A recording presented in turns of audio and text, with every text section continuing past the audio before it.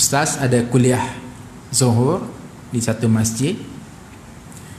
Pada masa itu kebetulan tajuknya berkenaan dengan walladzina hum li amanatihim wa ahdihim ra'un.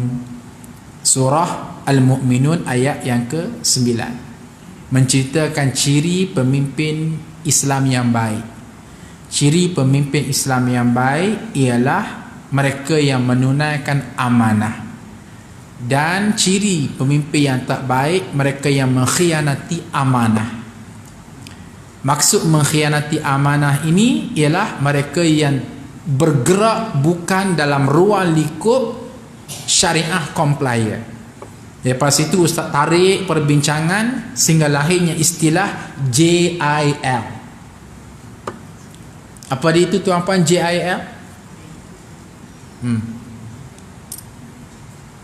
Cuba teka. Jaringan Islam Liberal. JIL, Jaringan Islam Liberal. Fenomena jaringan Islam liberal ini sangat bahaya. Kalau diberi pilihan, kamu nak Islam ke kamu nak kafir? Oh, basic orang Islam pasti kata, kami nak orang Islam lah, takkanlah kami nak kafir. Clear. Tapi jaringan Islam liberal ini, mereka tidak akan membuat pilihan kepada kita. Mereka tak akan berikan pilihan kepada kita, okey, kamu nak ambil Islam ke kamu nak ambil kafir. Sebab mereka tahu pilihan macam ni, sejahil-jahil orang Islam pasti dia akan pilih Islam. Namun dia datang dengan wajah yang baru. Okey, nah teruskan dengan Islam, tapi Islam yang JIL, Jaringan Islam Liberal. Bukan yang rigid, bukan yang konservatif, bukan yang usuliyun fundamental, tetapi Islam yang moderate. Apa contoh Islam yang moderate? Maka antaranya kita mesti mentafsir Al-Quran secara yang lebih global. Contoh Surah Al-Baqarah ayat 144. Allah Subhanahu wa taala berfirman, a'udzubillahi minasyaitonir rajim. Wa man azlamu mimman mana'a masajidallahi an yudhkaru fiha ismuhu wa sa'a fi kharabiha. Ila akhir ayat. Siapakah yang lebih zalim daripada mereka yang mencegah, menahan daripada nama Tuhan disebut di rumah ibadah mereka. Wah, Ustaz, tajuk ini beratlah malam ni. Relax. Tak apa. Ustaz rendahkan tajuk. Pertama sekali, mereka terjemahkan ayat ini begitu. Siapakah yang lebih zalim daripada mereka yang mencegah daripada nama Tuhan disebut pada rumah-rumah ibadah mereka.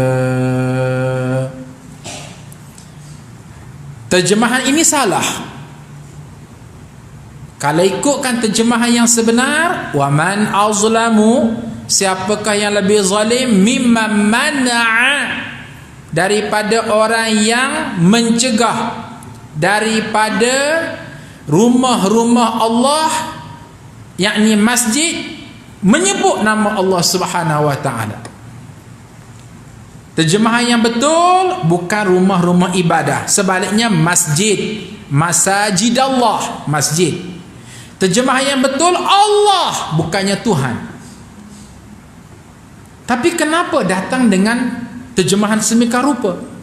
Rumah Allah di-convert kepada bahasa lebih umum, namanya tempat-tempat ibadah.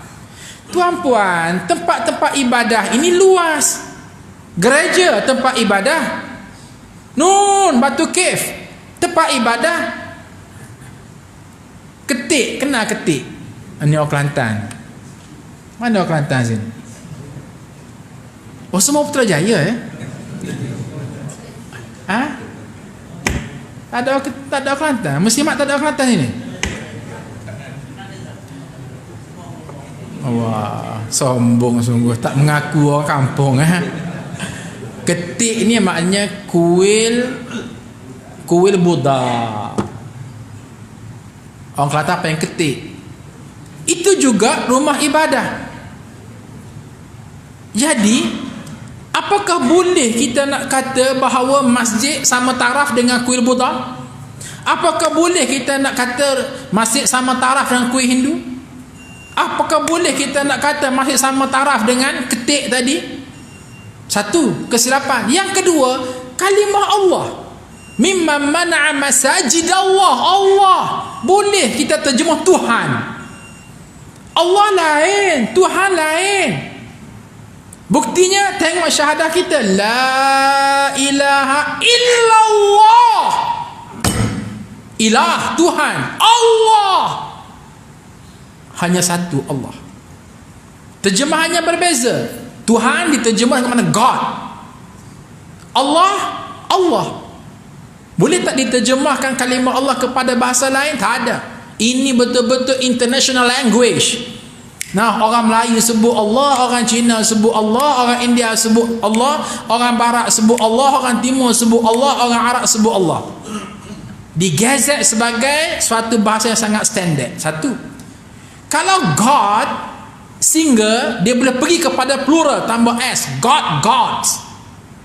Tapi Allah, boleh tak kita kata Allah single, okey, tambahlah S, Allahs. Tak ada. Allah only one. Kenapa? Dasar tauhid yang sangat struggle ada pada Allah.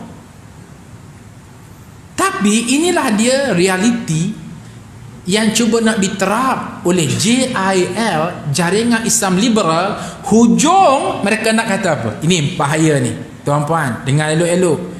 Bahayanya mereka nak educate masyarakat, nak pergi ke satu level, semua agama sama, semua agama menuju ke syurga. Kerana itu mustahak kita berhenti untuk azan isyak.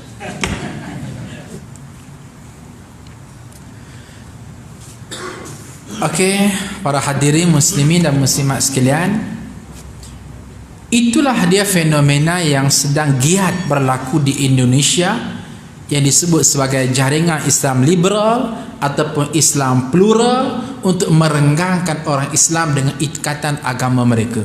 So macam mana atasi masalah ni? Ad-dinun nasihah. Kena beri nasihat yang betul. Macam mana nasihat yang betul? Kembali kepada Quran. Lillah wa li rasulihi wa li kitabihi wa li ummatil mu'minin wa ammatihim. Hadirin sekalian, berlaku tak, terdengar tak di hujung-hujung telinga terjemahan seumpama ni? Sekarang ini di Malaysia. Hello, ni soalan ni. Ada tak? Biasa tengok tak? Terdengar tak? Melihat tak? Bagaimana sudah ada terjemahan-terjemahan yang bersifat liberal pada nas Al-Quran. Konon-kononnya demi nak menunjukkan kita ni rahmatan lil alamin. Bagi clue sikit. Biasa tengok? Biasa dengar? Nah, ni tak ada kaitan dengan PRU di mana-mana ya. Tapi ini nasihat yang jujur. Janganlah semata-mata kita nak mengambil hati orang kafir di Malaysia sampai kepada kita liberalizekan semua statement kita. Kan gila namanya. Hidup ni biar clear. Aku nak cari apa hidup ni? Aku nak cari redha Allah, bukan redha non-Muslim yang mengundi aku pada PRU. Poin yang disebut ini poin yang berlegar atas batas-batas iman dan kufur. Poin dalam lingkungan tauhid ataupun syirik, redha ataupun kufur kepada nikmat Allah Azza wa Jalla. Oh, Dr. Azhar, kenapa tegang je nampak? Sebab ni nasihat kerana Allah. Tak ada kepentingan nak membodek, dan lebih penting untuk menyelamatkan akidah. Ustaz mau beri nasihat lillah, kerana Allah Azza wa Jalla. Jadi tolong ya, jangan agak keterlaluan sangat sampai ke peringkat kita selalu saya sebut nak bertolak ansur dengan non-Muslim is okay, itu memang ajaran Islam. Tapi kalau sampai ke peringkat beransur-ansur ditolak, hilang jati diri orang Islam demi nak mendapat sokongan daripada non-Muslim, ini bacul dalam hidup beragama, bertentangan dengan